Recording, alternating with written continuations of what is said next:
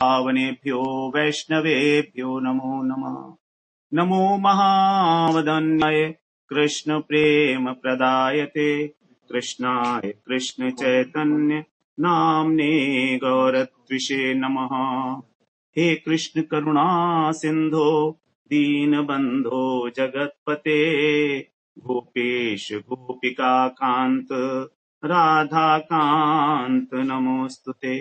तप्त कांचन गौरांगी राधे वृंदावनेश्वरी वृषभानुसुते देवी प्रणमामि हरिप्रिये। वृंदायै तुलसीदेव्यै प्रियायै केशवस्य च कृष्ण भक्ति प्रदे देवी सत्यवत्यै नमो नमः। श्री कृष्ण चैतन्य प्रभु नित्यानंद श्री अद्वैत गदाधर शिवासादि गौर भक्त वृंद। हरे कृष्णा कृष्णा कृष्णा हरे हरे हरे राम राम राम हरे हरे। हरे कृष्णा। सर्वप्रथम मैं अपने गुरुपाद पद्म ओम विष्णुपाद अष्टोत्तर शत श्री श्रीमद भक्ति वेदांत माधव गोसाई महाराज के चरण कमलों में अनंत कोटि दंडवत प्रणाम ज्ञापन करता हूँ। तत्पश्चात सभी उपस्थित वैष्णव वैष्णवियों के चरणों में यथा योग्य दंडवत प्रणाम। हम लोग आज यहाँ पर इकट्ठे हुए हैं कुछ चर्चा करने के लिए मृत्यु के विषय में और पुनर्जन्म के विषय में। ये टॉपिक थोड़ा सा डिफिकल्ट है और सुनने में बहुत अच्छा भी शायद ना लगे, लेकिन फिर भी इतना आवश्यक है हमारे लिए इसको जानना। स्पेशली जो लोग भजन कर रहे हैं तो उनको तो बहुत अच्छी तरीके से जानना ही चाहिए कि जो कुछ भी वो कर रहे हैं उससे किस प्रकार से हम लोग किस गति को प्राप्त होंगे। तो इसमें हम लोग चर्चा करेंगे। काफी सारे हमारे पॉइंट्स हैं जो हम लोगों ने शेयर किए आप लोगों के साथ। हम लोग 11 पॉइंट्स के ऊपर डिस्कशन करेंगे। आज एकादशी है तो 11 पॉइंट्स हमने रखे इसके अंदर। सबसे पहले हम बात करेंगे कि मृत्यु किसे कहते हैं और मृत्यु की अनिवार्यता। मृत्यु होनी ही होनी है, कोई इसे टाल नहीं सकता किसी भी प्रकार से। फिर हमारे जन्म होने की प्रक्रिया क्या है, हम किस प्रकार से जन्म लेते हैं माता के गर्भ में। उसके बाद फिर किस प्रकार से जो जीवात्मा जब माँ के गर्भ में आता है तो भगवान की स्तुति करता है। तो श्रीमद् भागवत पुराण में बड़ी सुंदर स्तुति है जीवात्मा की। उसके बाद मृत्यु के समय जो हमें दुख होता है उसका क्या कारण बनता है। और सबसे इंपॉर्टेंट बात है कि जब हमारा मृत्यु होती है तो हमारे शरीर में क्या क्या घटनाएं घटती हैं, एग्जैक्टली क्या क्या होता है, हमको कैसा महसूस होता है, how we go from this world to the other world. So that very process जो ट्रांसिशन है, वो जो ट्रांसिशन टाइम है जो बीच का, जिस समय हम इस शरीर को छोड़ के दूसरे शरीर में जाते हैं अथवा धाम में प्रवेश करते हैं, तो वहां पर जो ट्रांसिशन टाइम है वो हमारा कैसा है। उसके बाद हम लोग बात करेंगे कि हमारा जो अगली योनि में हमको जाना है वो किस आधार पर डिसाइड होगा। तो अंतिम चिंतन जो है हमारा, उसी के अनुसार हमारी अगली योनि डिसाइड होगी। उसके बाद हमारा 7वां पॉइंट है कि किस प्रकार से हम लोग जीवात्मा किस प्रकार से कौन से द्वार से निकलता है, क्योंकि अलग अलग प्रकार के जो गुण हैं उनके अनुसार अलग अलग प्रकार से हम लोग निकलते हैं इस शरीर से। और अगले शरीर में जाने की प्रक्रिया क्या है बेसिकली, और गुणों के तारतम्य से जो अगले जन्म में हम लोगों को सुख दुख की प्राप्ति होती है अथवा हमें किस योनि की प्राप्ति होगी, तो ये भी हम लोग चर्चा करेंगे। और लास्ट में हम लोग बात करेंगे कि जो 10 चीजें हैं उनका विशेष ध्यान रखना चाहिए हमको मृत्यु के समय में। मृत्यु के समय में नहीं, अभी से। तो आप सब लोगों का स्वागत है इस सत्र में। हम लोग 2 दिन इसके ऊपर चर्चा करेंगे। हमारा रखा तो गया है, हम लोगों ने इसको रखा है 2 दिन का 1-1 घंटे का सत्र रखा है। तो जिस प्रकार से भी सुविधा होगी हम लोग बात करेंगे। तो यहाँ पर स्क्रीन पे शेयर कर सकते हैं। कर दिया देखिए ना, वेयर इज इट। कुछ छोटा सा एक प्रेजेंटेशन बनाया है पावर पॉइंट पर, अभी बहुत जल्दी में बनाया है, उसमें कुछ त्रुटियां हो सकती हैं तो उसको आप ध्यान में ना लें। सिर्फ जो बात की जा रही है उसी के ऊपर ध्यान दें और थोड़ा एकाग्रता से सुनेंगे तो आपको अच्छा लगेगा कि क्या क्या होता है एग्जैक्टली हमारे साथ। तो वास्तव में मृत्यु क्या है हम ये समझें। अगर हमारा जो सूक्ष्म शरीर है जब वो इस स्थूल शरीर को त्याग करता है तो उस घटना को मृत्यु कहा जाता है। सूक्ष्म शरीर का मतलब है हमारा मन, हमारी बुद्धि, हमारा अहंकार और हमारा चित्त, जो हमारा अंतःकरण चतुष्टय कहलाता है, उसको हम लोग बोलते हैं सूक्ष्म शरीर। तो ये सूक्ष्म शरीर और आत्मा दोनों मिलकर जब इस शरीर को छोड़ देते हैं और नए शरीर में प्रवेश करते हैं तो उसको हम बोलते हैं कि मृत्यु हो गई है। और उसी प्रकार से जब ये दोनों ही किसी दूसरे स्थूल शरीर में प्रवेश करते हैं तो हम मानते हैं कि जन्म हो गया है। तो ये जन्म और मृत्यु सिर्फ एक सूक्ष्म शरीर और आत्मा का जो स्थूल शरीर एक आवरण था उसको बदलने की प्रक्रिया मात्र है। हमारी आत्मा के ऊपर दो प्रकार के आवरण हैं। सबसे पहला आवरण है सूक्ष्म शरीर, बिल्कुल पास में है, वेरी क्लोज टू द आत्मा, और उसके बाद उसके ऊपर स्थूल शरीर का एक आवरण और चढ़ा हुआ है।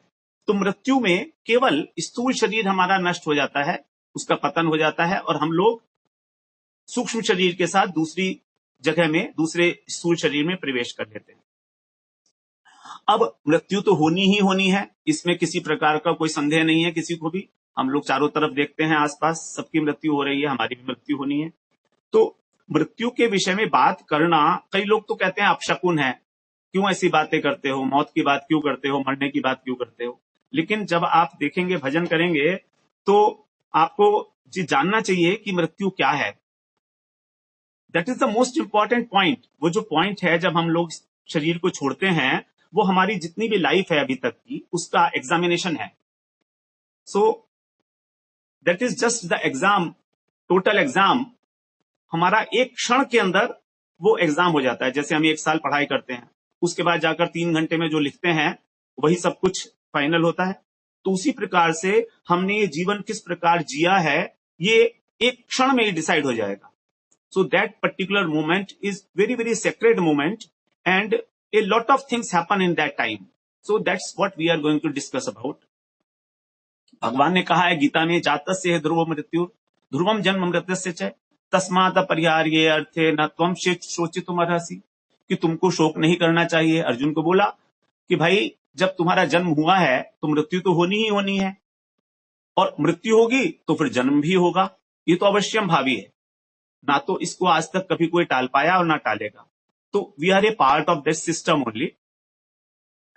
तो ये जो हमारा स्थूल शरीर है, बेसिकली ये स्थूल शरीर क्या है, ये प्रारब्ध जो हमारे बनते हैं, उन प्रारब्ध का पिंड कहा जाता है।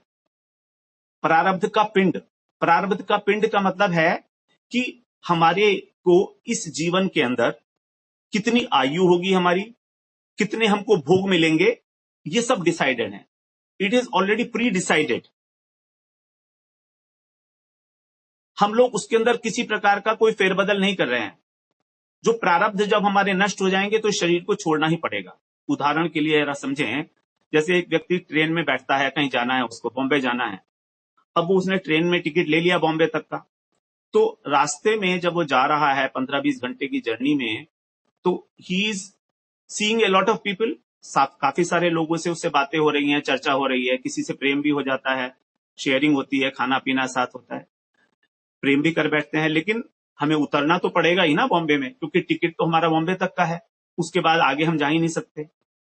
तो उसी प्रकार से जब हमारा भोग समाप्त हो गया इस जीवन का, then we have to change this body. हमारे पास कोई ऑप्शन नहीं है, फिर ये स्थूल बॉडी रख ही नहीं सकते हम किसी प्रकार से भी। तो उसका, उसीलिए जब कर्मों का भोग समाप्त हो गया तो स्थूल बॉडी हमको, जो स्थूल शरीर है, इसे छोड़ना पड़ेगा। और फिर हम क्या करते हैं, जो हमारा समान है, हमारा का मतलब आत्मा, आत्मा के पास समान क्या है, सूक्ष्म शरीर। तो सूक्ष्म शरीर में लिपटी हुई वो आत्मा एक दूसरे शरीर में प्रवेश कर जाती है। बिल्कुल ऐसा ही है जैसे कि हम ट्रेन को छोड़ दिया।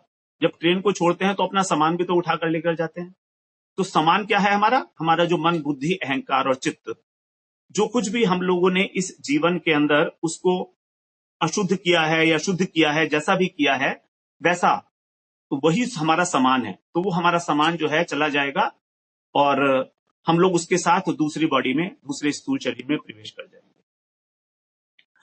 तो हम लोग जब दूसरे बॉडी, दूसरे स्थूल शरीर में जाते हैं तो वहां पर जैसे श्रीमद् भागवत पुराण में बताया गया है कि किस प्रकार से बच्चे का जन्म होता है।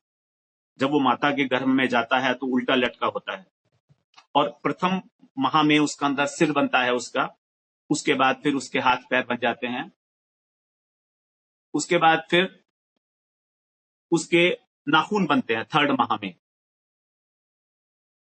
है इसमें लिखा हुआ है अगला वाला स्लाइड। और चौथे महीने में फिर उसकी सप्त धातुएं बनती हैं। 7 प्रकार की जो धातु हैं हमारे शरीर के अंदर, अस्थि, मज्जा, रुधिर भी हैं, ये 7 धातुएं बनती हैं हमारी चौथे महीने के अंदर। पांचवें महीने में हमको भूख प्यास लगने लगती है, भूख प्यास का अनुभव होने लगता है उसको, क्योंकि उसकी धातुएं बन गई हैं, उसका शरीर बन चुका है। और फिर उसके नेक्स्ट मंथ में छठे महीने के अंदर फिर वो बच्चा जो है पेट के अंदर घूमने लगता है, और उसको सारी बातें याद आती हैं अपने पुराने जन्मों की, सैकड़ों जन्मों की बातें। हमारा जो चित्त है basically that is a very big store house of the memories, and the memories, सारी अनंत अनंत जन्मों की जो मेमोरीज हैं हमारी, वो उसमें संग्रहित हैं एज इट इज। तो वो सारी की सारी मेमोरीज जिसके साथ भी उसका बहुत अधिक एसोसिएशन रहा है, आसक्ति रही है, वो सब उसके हृदय के अंदर स्फुरित होती है, और उसको याद आने लगते हैं सारे सारे कर्म अपने, और वो बहुत बेचैन हो जाता है बच्चा व्हेन इट इज 6 मंथ, 6 महीने का बच्चा। उसके बाद फिर 7वें महीने के अंदर उसमें एक प्रकार का ज्ञान उत्पन्न हो जाता है, आत्मज्ञान। अब वो जो बातें सोचता है वो बिल्कुल वही बातें हैं जो भगवत गीता में कही गई है। उसे समझ में आ जाता है कि मैं एक आत्मा हूं, मैं शरीर नहीं हूं, यहां पर अपने कर्मों के कारण ही मैं किसी भोग को, सब भोगों को भोगने के लिए ही इस शरीर को की मुझे प्राप्ति हुई है। तो इस स्थिति में आके फिर वो ये महसूस करता हुआ कि उसने कितने कितने पाप किए हैं, 7वें महीने के अंदर भगवान की प्रार्थना करता है। अब वो देखता है कि मेरे को तो यहां पर बहुत कष्ट है, एक निकृष्ट स्थान में माता के गर्भ में वो पड़ा हुआ है, बदबूदार स्थान के अंदर। तो वहां पर उसको कष्ट तो हो रहा है, बहुत कष्ट हो रहा है, क्योंकि माता जब कभी कोई तीखी चीज खाती है, कोई मिर्च वाली चीज खाती है, तो उसको बहुत, शरीर उसका बहुत कोमल है, तो उसको बहुत अधिक कष्ट होता है, कीड़े भी काटते हैं उसको, रोता है वो, बेचैनी के कारण रोता है उसके अंदर जाके। लेकिन वहां पर उसको एक अपने ही पास में एक इस प्रकार की अनुभूति होती है कि बहुत अच्छा अनुभव होता है कि कोई मेरे पास ऐसा है व्यक्ति जो बहुत मेरे को कंफर्टेबल कर रहा है, वेलविशर है मेरा। तो वो जो वेलविशर है जिसकी उसको अनुभूति हो रही है उस समय 7वें महीने में, वही है अंतर्यामी परमात्मा। वो अंतर्यामी परमात्मा जो है उसको, उनको अनुभव करता है अंतर्यामी परमात्मा को।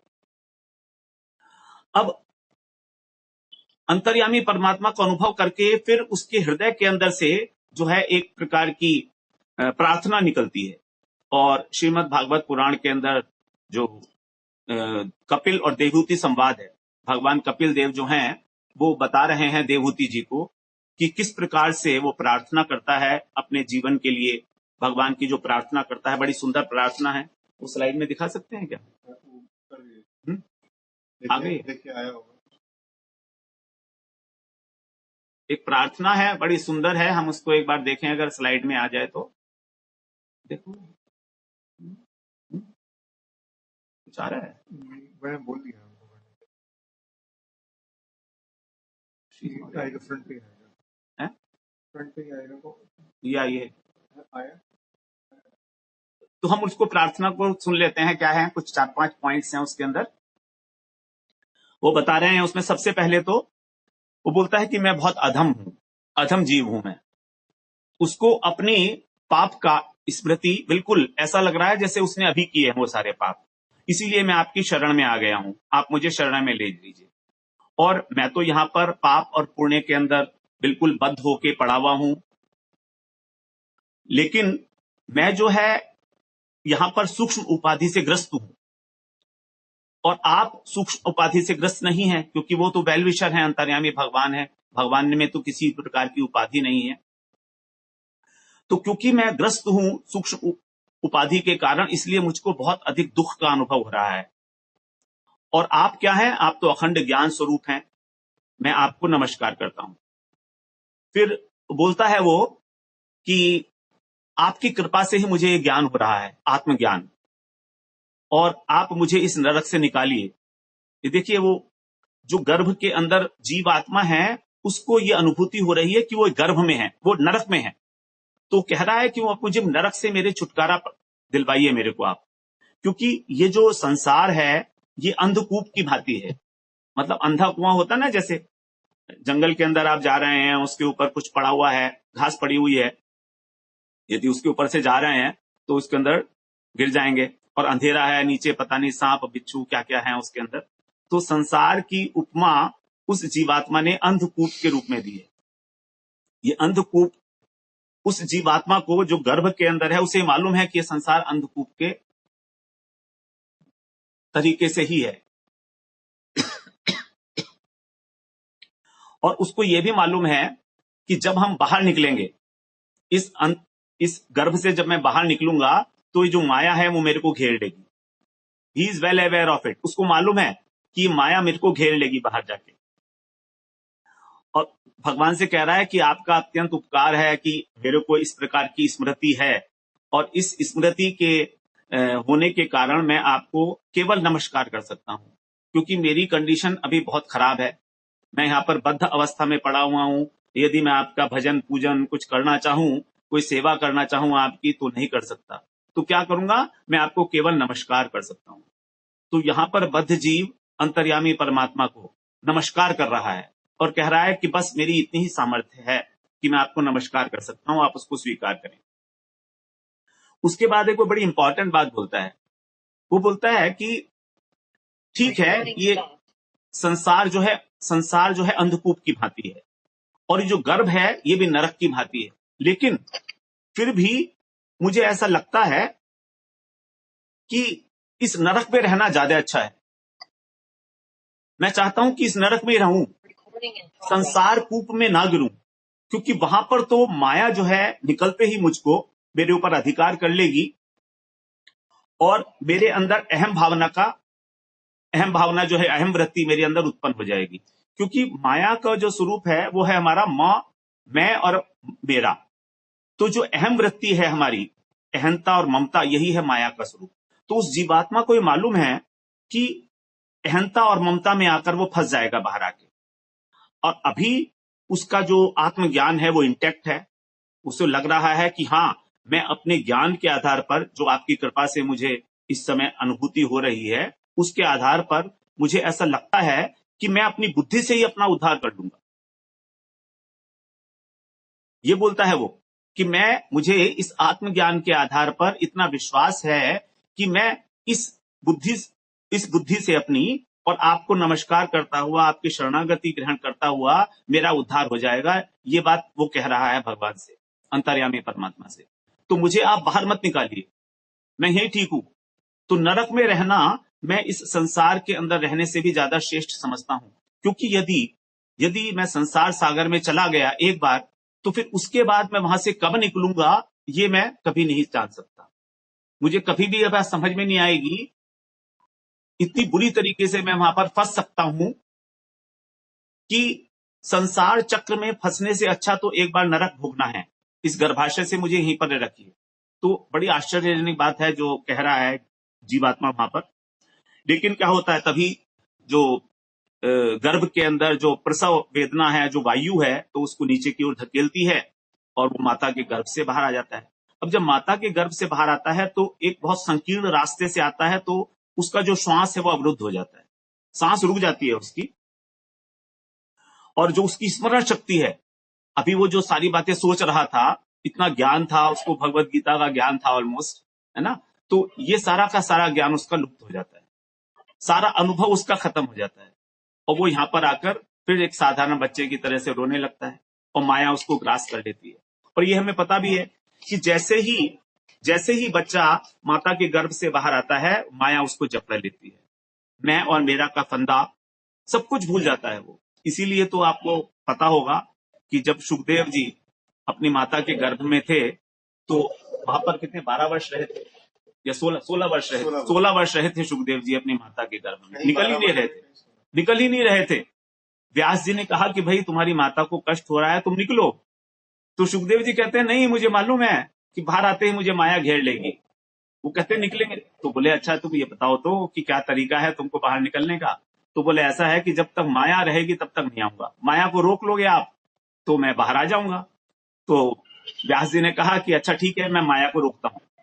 तो सुखदेव जी बोलते हैं कि आप तो खुद ही माया में लिप्त हो, आप तो खुद ही गृहस्थ हो, परिवार वाले हो, आप कैसे माया को रोक सकते हो, मुझे आपके ऊपर विश्वास नहीं है। तो बोलते फिर क्या सॉल्यूशन है बताओ तो सही। तो बोले कृष्ण को कहो, कृष्ण की ही है ये माया, देवी हेषा गुणमयी मम माया दुरत्यया। ये जो दुरत्यया माया है ये भगवान की माया है, वही इसे रोक सकते हैं। तब व्यास जी ने कृष्ण का आवाहन किया और कृष्ण ने उनसे कहा ठीक है तुम बाहर आ जाओ, अब मैं माया को अपने एक क्षण के लिए, क्षण भी नहीं, क्षण से भी जो बहुत कम का समय होता है, तो जब कृष्ण ने वो माया को रोक लिया तब सुखदेव जी बाहर आए हैं माता के गर्भ से। तो ये बात जो है बिल्कुल सब्सटेंशिएट होती है हमारी भागवत की कि हम जब भी जीवात्मा गर्भ के अंदर होता है उसको एक ज्ञान होता है पूरा, और वहां पर वो भगवान से प्रॉमिस करता है, a sort of agreement with him, कि इस संसार में निकलते ही मैं आपका भजन करूंगा।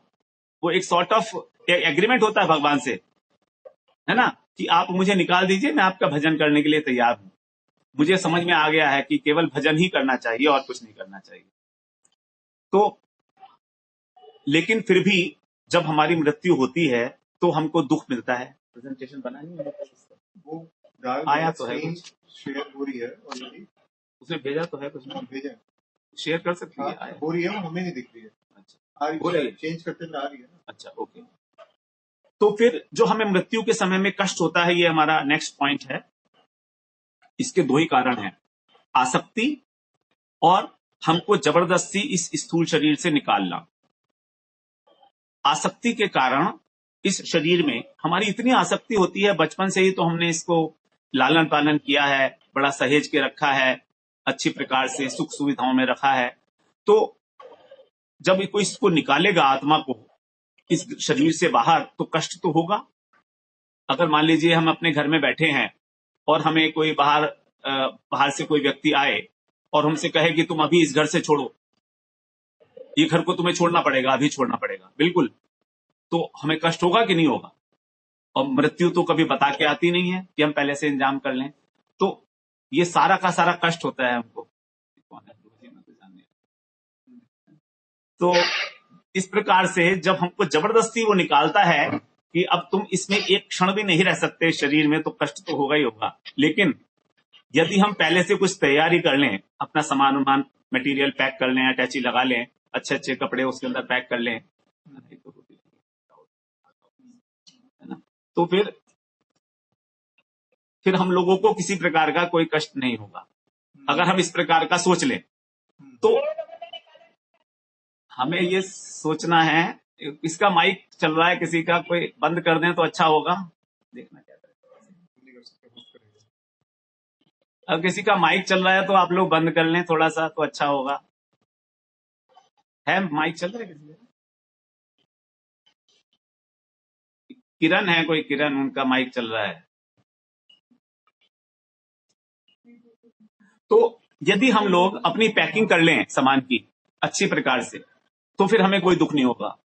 If we are ready to die any moment, और ये पैकिंग क्या है, ये पैकिंग ये है हमारा सूक्ष्म शरीर, इसी को तो साथ में लेके जाना है ना।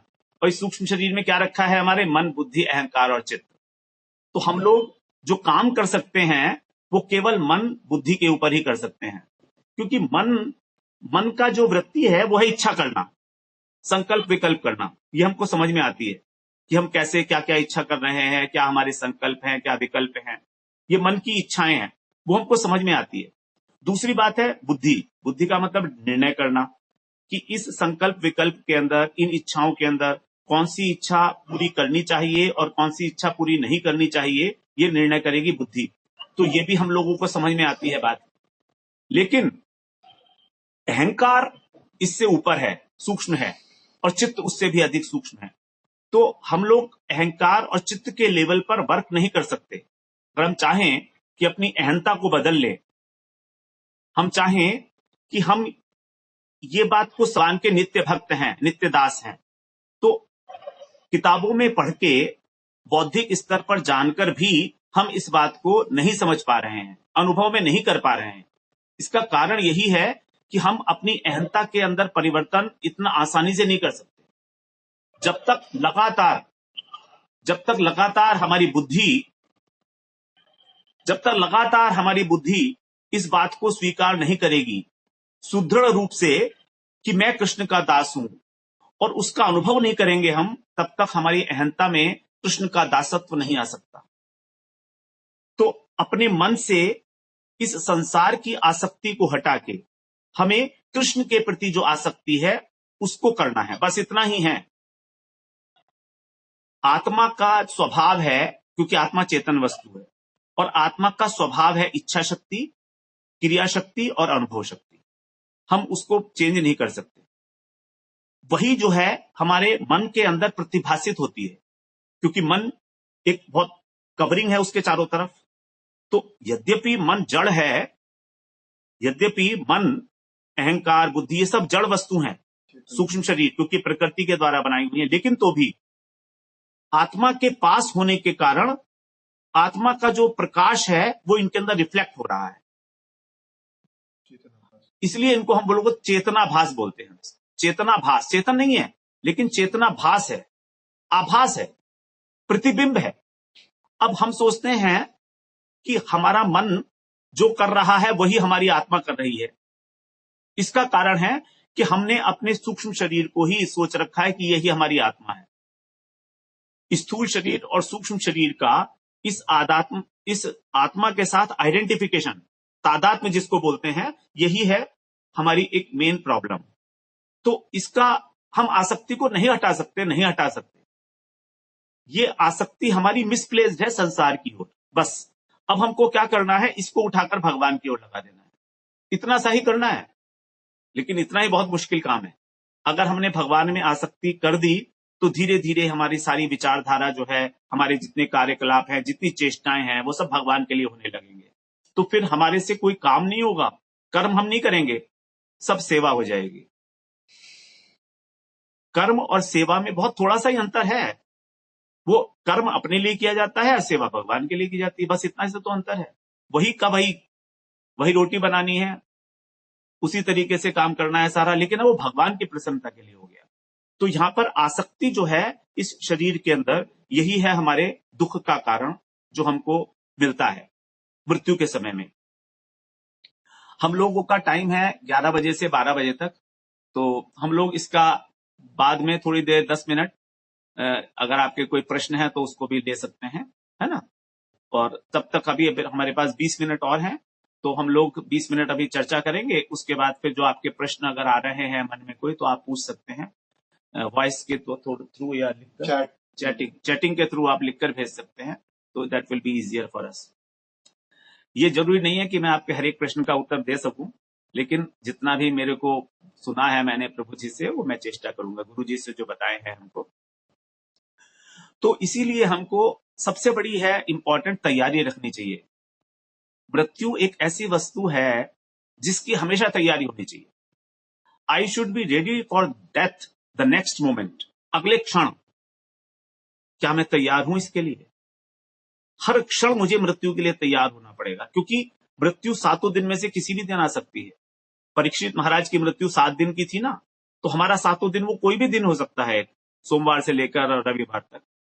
तो यदि हम लोग अपने सामान को पैक कर लें अच्छे प्रकार से, अब देखिए जब हम कभी एक जगह से दूसरी जगह जाते हैं तो वहां पर क्या होता है, सामान पैक करके जाते हैं, अच्छे अच्छे नए नए कपड़े लगाते हैं अटैची में, कोई गंदे कपड़े तो लगाता नहीं है अटैची के अंदर अपने।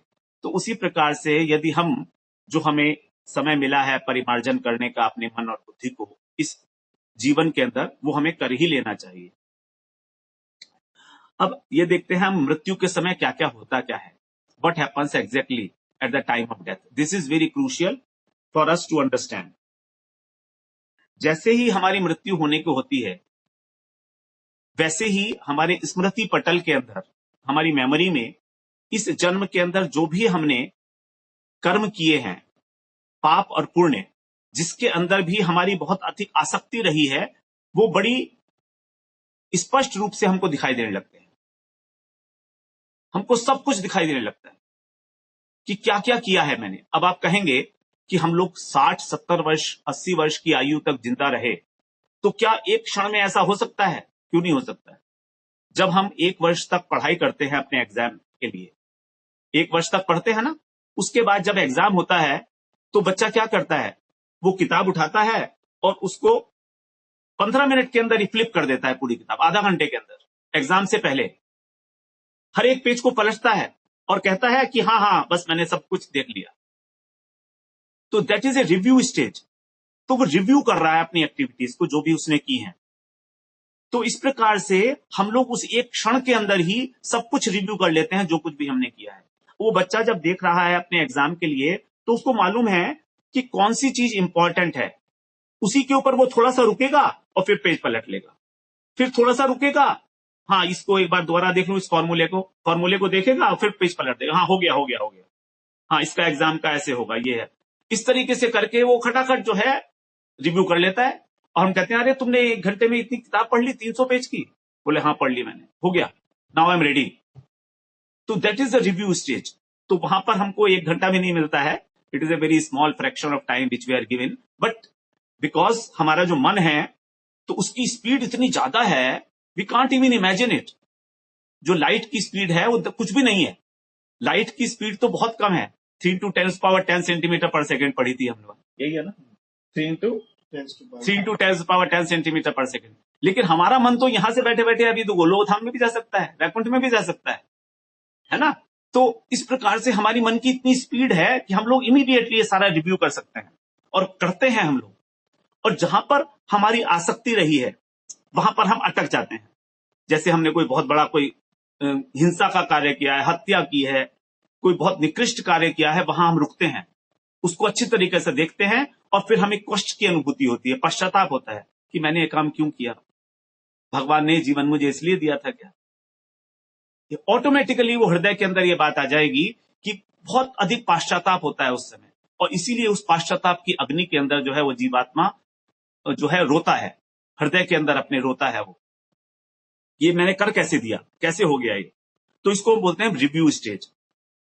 भयभीत हो जाता है वो, ठंडे ठंडे गहरे गहरे श्वास लेना शुरू कर देता है। हम लोग देखते हैं ना मृत्यु के समय में आदमी बहुत गहरे सांस ले रहा है।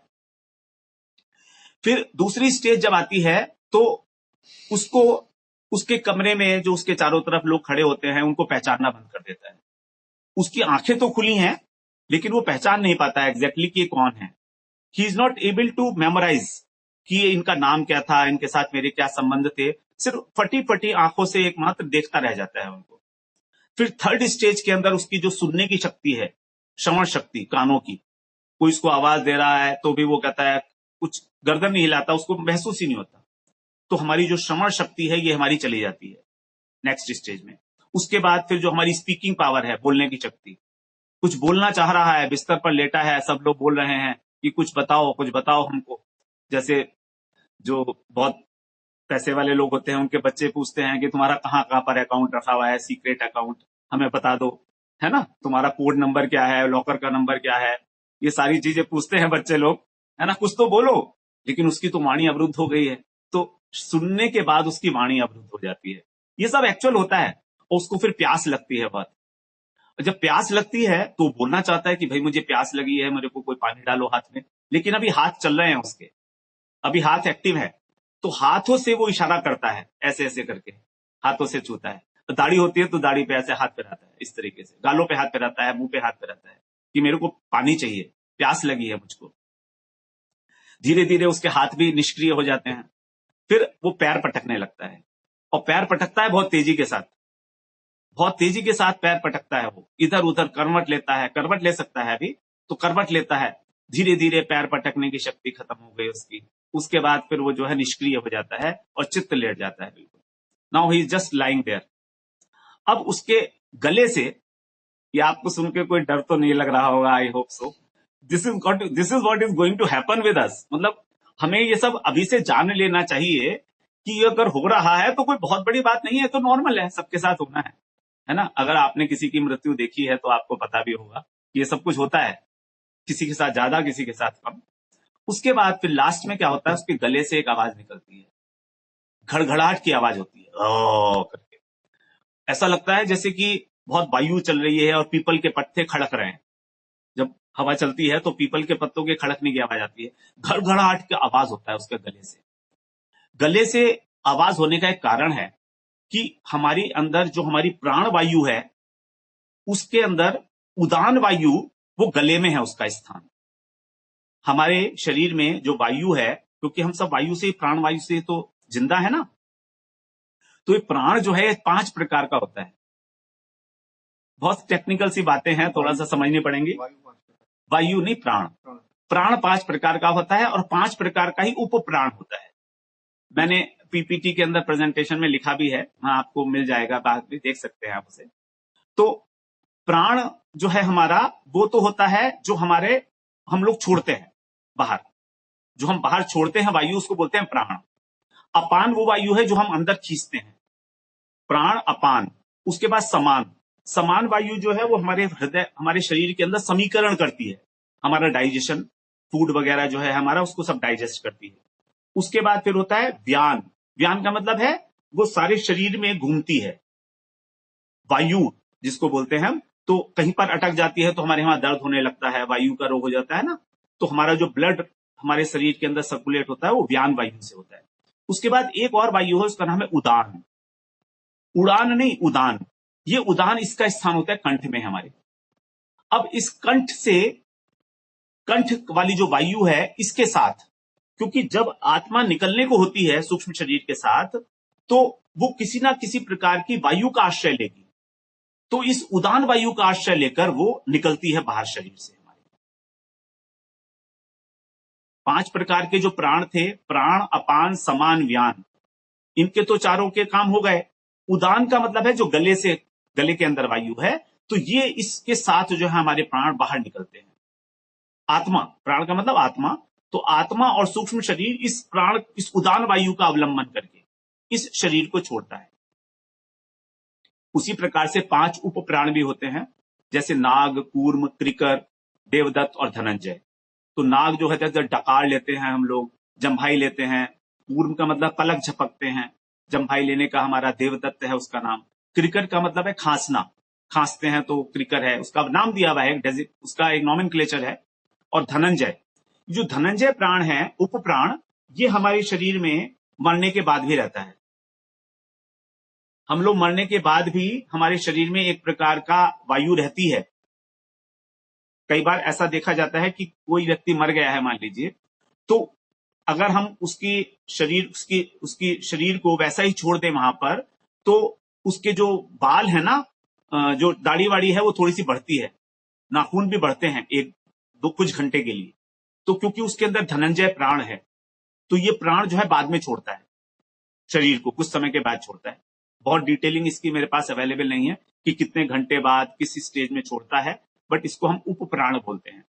तो ये जो 2 प्राण, एक तो प्राण और एक उप प्राण, तो उदान नाम का प्राण आत्मा को लेकर बाहर निकलता है, और धनंजय जो है इस शरीर में मृत्यु के बाद भी कुछ समय रहता है, उसके बाद छोड़ता है। अब जब उसको घड़घड़ाहट हो रही है उसके गले के अंदर, तब हम उस बॉडी को जो है नीचे उतार लिया जाता है, खाट से उसको नीचे उतार देते हैं। अब वो उसको लगता है, हमको लगता है कि हाँ अब ये छोड़ने वाला है, शरीर छोड़ने वाला है, स्टेज आ गई उसकी, अभी छोड़ा नहीं है उसने। तो जो रिव्यू स्टेज हो रही है ये सारी, उसके साथ जो पश्चाताप कर रहा है, वो सारा का सारा उसके अंदर चल रहा है। तो जिस प्रकार से हमारी जन्म के समय इंद्रियां जैसे जैसे बनती हैं, जिस स्पीड, जिस क्रम से, उसी क्रम से हमारी इंद्रियां शिथिल होती चली जाती है। सेम स्पीड, क्रम वही रहता है, सीक्वेंस वही रहता है। सबसे पहले क्या होता है, हमारी जो इंद्रियां हैं, जो हम लोगों ने बात की, श्रवण शक्ति, बोलने की शक्ति और देखने की शक्ति, ये धीरे धीरे सुनने की शक्ति, ये सारी हमारी चली जाती हैं।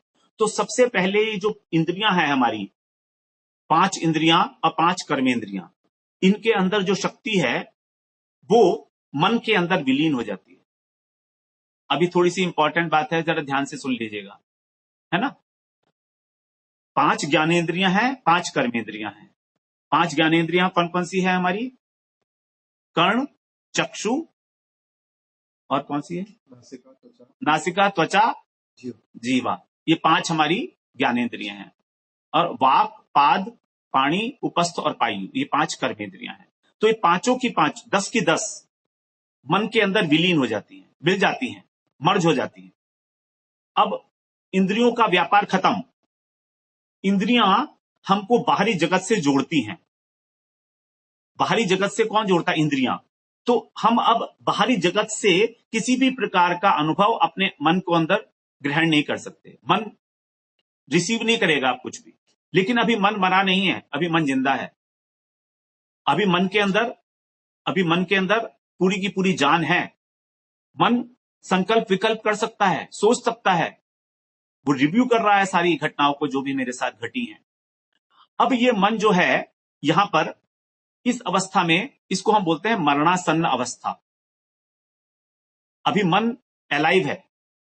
इस अवस्था की तुलना की गई है स्वप्न से। जैसे हम रात को जब सो जाते हैं तो हमारी 3 अवस्थाएं होती है, जागृत, स्वप्न और सुषुप्ति। तो जागृत अवस्था तो देखिए नॉर्मल हो गई, जब हमारी सारी इंद्रियां जागृत हैं। स्वप्न के अंदर हमारी जो 10 इंद्रियां हैं सो जाती हैं, मन जागृत रहता है। तो ये जो हमारी मरणासन्न अवस्था है, मरने से पहले वाली, इसको हम बोलते हैं स्वप्न अवस्था के बराबर है। तो जिस प्रकार स्वप्न में हम लोग अपना जगत बनाते हैं, अपने मन से कल्पनाएं करते रहते हैं, बहुत सारी चीजें सोचते हैं, उसी प्रकार से मन वहां पर अभी सब कुछ कर सकता है और कर रहा है। वेरी एक्टिव, बहुत तेज स्पीड के साथ मन सारा रिव्यू कर रहा है, सारी घटनाओं को देख रहा है, सोच रहा है, किसी चीज में अटक जाता है, किसी चीज से आगे बढ़ जाता है। अब ये मन मरणासन्न अवस्था से ही इमीडिएटली प्राणों के अंदर विलीन होने वाला है। नेक्स्ट स्टेज है हमारी प्राणों के अंदर विलीन। प्राण के अंदर अभी मन की सत्ता खत्म होने वाली है। अब यहां प्राणों के अंदर विलीन होने से बिल्कुल एग्जैक्टली पहले, उस क्षण में जो हमारा विचार है, जो हमारा चिंतन है, वही हमारा अगली योनि डिसाइड करेगा कि हमको अगले जन्म में क्या बनना है। वो हमारा अंतकालीन चिंतन है। क्योंकि अब मन के विलीन होने के बाद जो नेक्स्ट स्टेज है वो है चिंतन शून्यता। वहां पर हम किसी प्रकार का कोई चिंतन नहीं कर सकते, कुछ भी नहीं कर सकते। उसको ऐसा समझिए जैसे सुषुप्ति स्टेज होती है हमारी। सुषुप्ति का मतलब प्रगाढ़ निद्रा। अब अगर हमारी प्रगाढ़ निद्रा होती है तो हम किसी भी प्रकार का हमको अनुभव नहीं होता, चाहे कोई कितना ही आवाज दे रहा हो, हमको हमें सुनाई नहीं देती है। प्रगाढ़ है ना, कुछ क्षण के लिए होती है, रोज होता है हमको ये सुषुप्ति।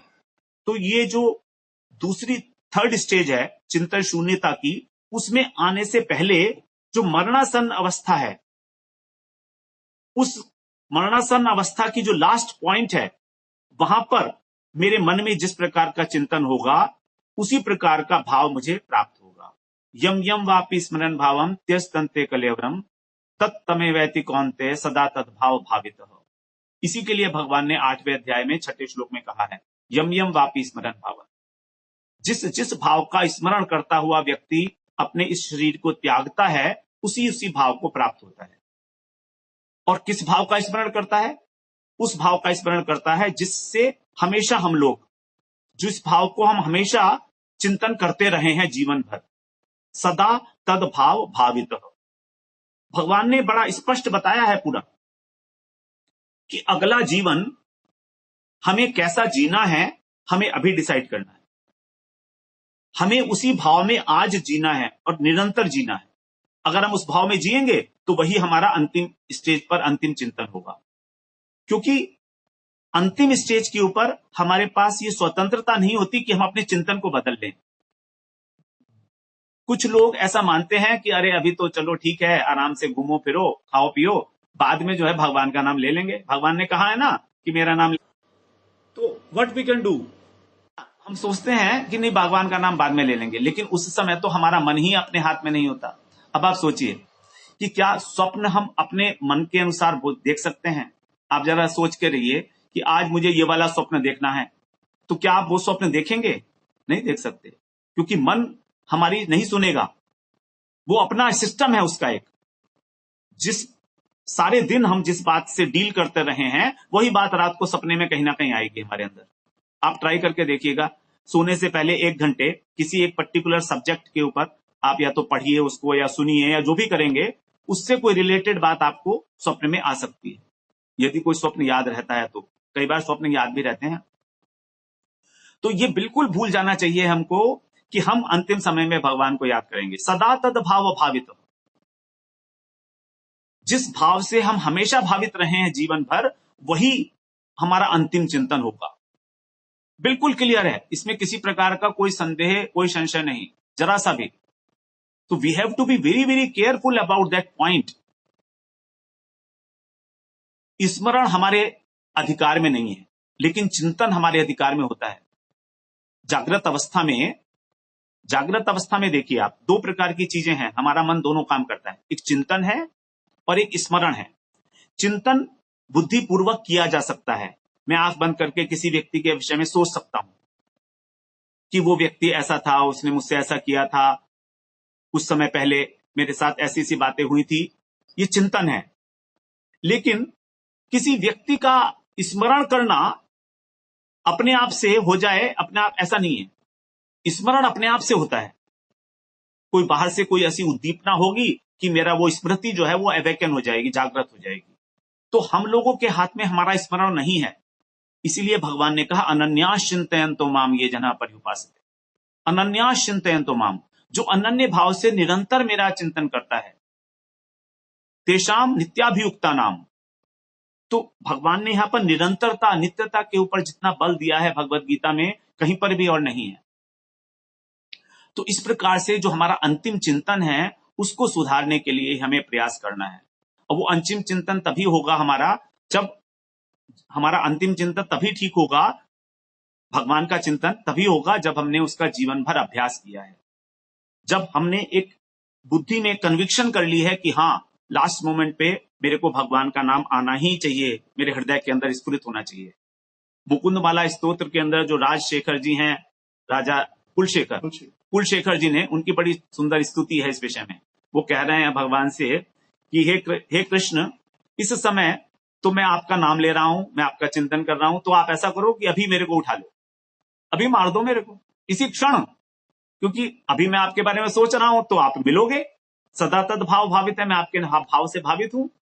अब मरने समय जब मेरा कंठ अवरुद्ध हो जाएगा, जब मेरी सांस नहीं निकलेगी, कुछ नहीं होगी, सांस घुटने लगेगी, तो फिर क्या होगा, पता नहीं, याद आएगी कि नहीं आएगी आपकी। तो कितनी भाव भरी स्तुति कह रहे हैं कुलशेखर जी। तो कहने का तात्पर्य यही है हमारा कि हमें किसी भी प्रकार के अपने चिंतन को, अंतकालीन चिंतन को ही सुधारना है। यदि हमने किसी प्रकार उसको सुधार लिया तो समझिए हमारा कल्याण ही कल्याण है। हमें भगवत धाम में जाने में कोई नहीं रोक सकता। हम ऐसा सोचते हैं, देखिए भगवान उस समय में बड़ा स्पेशल कंसेशन दे रहे हैं। यदि हम अंतिम समय में कुत्ते की याद करते हैं तो हमें कुत्ता बनना पड़ेगा। जड़ भरत जी का उदाहरण सबके सामने है। जड़ भरत जी ने हिरण की याद की थी, हिरण से इतनी आसक्ति हो गई थी उनको कि अगले जन्म में उन्होंने हिरण बनना पड़ा। और पुरंजन उपाख्यान है, पुरंजन उपाख्यान में लिखा है उन्होंने कि उसने अपनी स्त्री की याद की अंतिम समय में, तो अगले जन्म में स्त्री बन गया। तो भगवान ने इतना बड़ा कंसेशन दिया है यहां पर कि जिस मूल्य में हमको पशु योनि मिलनी थी, उसी मूल्य के अंदर हमें भगवान की प्राप्ति हो सकती है। आप सोच के देखिए इस बात को। दोनों का एक ही मूल्य है, अलग अलग मूल्य नहीं है। और मूल्य क्या है? अंतकालीन चिंतन।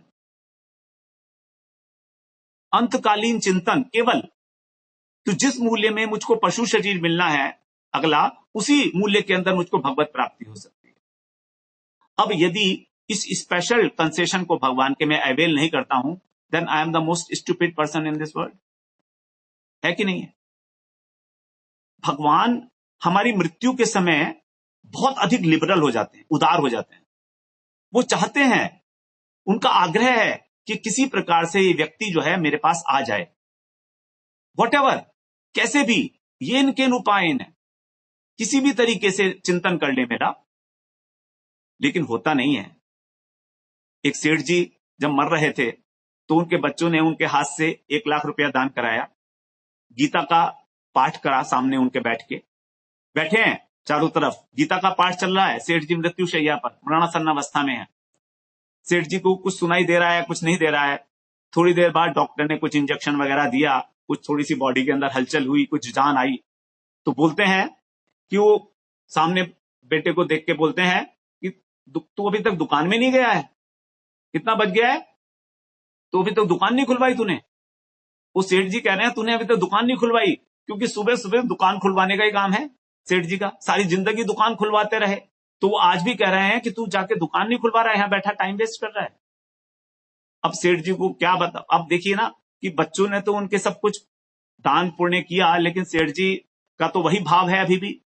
तो हम चाहें कि बाहर के लोग हमारा किसी प्रकार से प्रभावित करके हमको भगवान का नाम हमारे मुख से उच्चारण करा दें, ऐसा भी नहीं होने वाला। उस समय कोई मदद के लिए नहीं आएगा, क्योंकि हमारा मन ही उस समय हमारा मददगार है। हमारा मन ही हमारी हेल्प कर सकता है, और यही हमारा शत्रु है जो हमको पशु योनि के अंदर या और भी अधोगति के अंदर ले जा सकता है। तो आज हम लोग बस यहीं तक रखेंगे, कल बाकी चर्चा कर लेंगे, पूरा करेंगे कल को। और अगर कल पूरा नहीं हुई तो 1 घंटे से थोड़ा ज्यादा भी टाइम ले सकते हैं। अभी इस समय में आपका यदि इससे संबंधित कोई प्रश्न है तो आप मुझे लिखकर भेज दीजिएगा, और देखते हैं कि उसका हम जवाब दे पाएंगे कि नहीं। हरे कृष्णा। वांछा कल्पतरुभ्यश्च कृपा सिंधुभ्यैव च पतितानां पावनेभ्यो वैष्णवेभ्यो। जी धन्यवाद प्रणाम। हाँ बताइए बताइए। मुझे मैं कह रही थी कि इसकी रिकॉर्डिंग और पीडीएफ शेयर कर दीजिएगा प्लीज। हाँ ठीक है, कर देंगे, रिकॉर्डिंग कर देंगे। पीडीएफ किस चीज का? स्लाइड भी शेयर हो जाएगी।